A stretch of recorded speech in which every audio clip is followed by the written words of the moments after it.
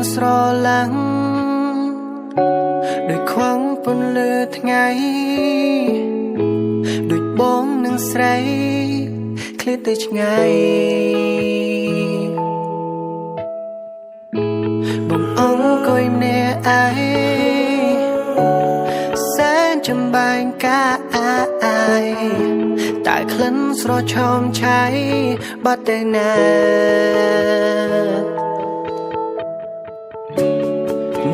នឹករសំលេងឆ្លងប្រកាយមិនស្ងាត់តែពេលនេះអូនទៅបាន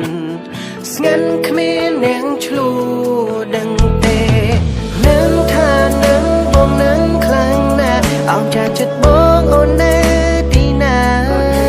ពេលនេះបែរដងបងត្រូវការបងមិនអាចងូខ្វះស្នេហាអូនបានឡើយ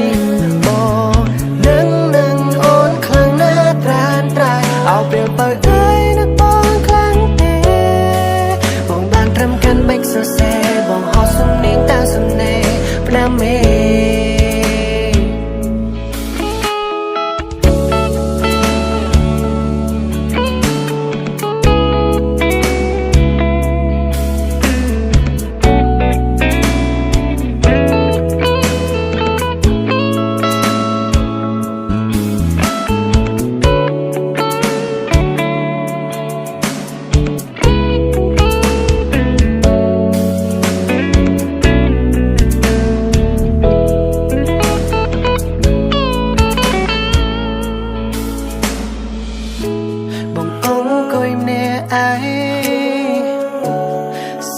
ចំបែងកាអាយ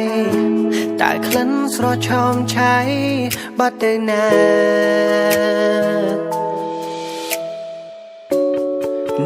នឹករសំ